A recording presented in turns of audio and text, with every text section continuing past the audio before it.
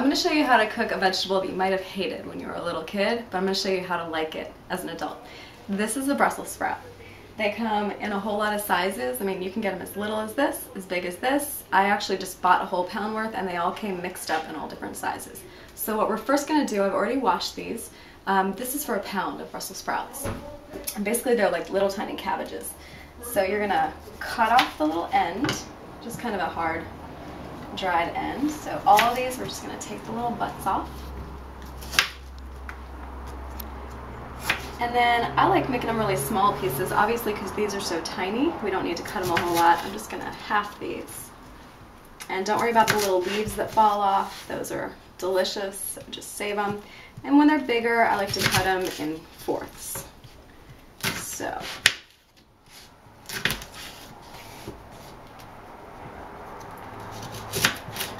If you cut them a little crooked, don't worry about it, it's all going in the same place. And really once you get all the flavorings on it, you're not going to care a whole lot about the sizes looking perfect. Discard those. And I'll show you how to use a steamer. I love this little flexible steamer because you can use it in a small pot, you can use it in a big soup kettle, and it expands or contracts to fit your pot. So as you can tell, this is just an empty pot. And put this down. You can put the steam basket down first and then pour water. I like to do it that way because you don't want your water to come up above the steamer. Some people like to pour the water first, then put the steamer. If you notice the water is up higher, you can dump out a little. So basically you just turn it on to high heat.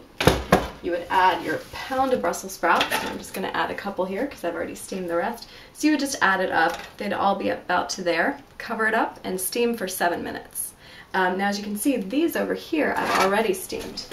Those finished a good 7 minutes. And now I'm going to show you what you do once the steaming process is over.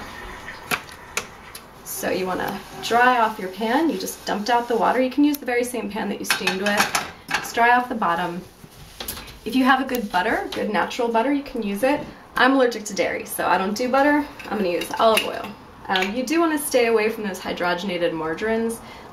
Your body just doesn't know how to process them. They'll clog your arteries. No good. So basically, these don't have anything added to them yet. We're going to add really simple garlic, fresh garlic, not the garlic powder. Garlic, salt, and black pepper. Keep it really simple, just kind of Mediterranean flavor. So I'm just going to cut off the little hard dry edge there, cut off the tail.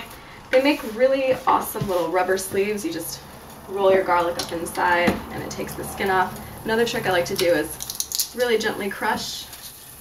It smashes off the skin, then you can put it back, and from there you can really crush the garlic. So our oil's nice and warm. I'm going to add a little bit of sea salt first because salt and garlic go really well together. The salt is going to bring out the natural juices in the garlic. And the thing to know about it, when you put in the garlic, you don't want the temperature to be super high because garlic can burn very quickly. And once it's burned, it has just a yucky flavor. If you do realize you burn the garlic at the very beginning, just go ahead and wipe out the pan with a paper towel, start over again, because burnt garlic will kind of ruin the flavor. Just pull out that extra little bit of skin, and that goes in the trash. So we've got the salt and the garlic in there.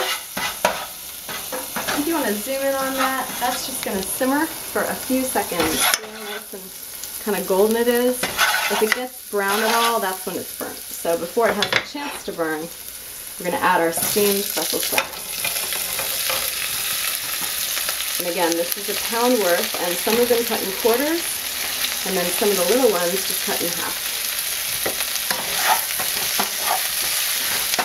I'm doing like a medium-high heat, about 3/4 of the way on either gas or electric. I like really, really fine ground pepper. This is just black pepper. In France, they call it gray pepper. That's really, really finely ground. If you know you like it salty, you can take another little pinch of sea salt.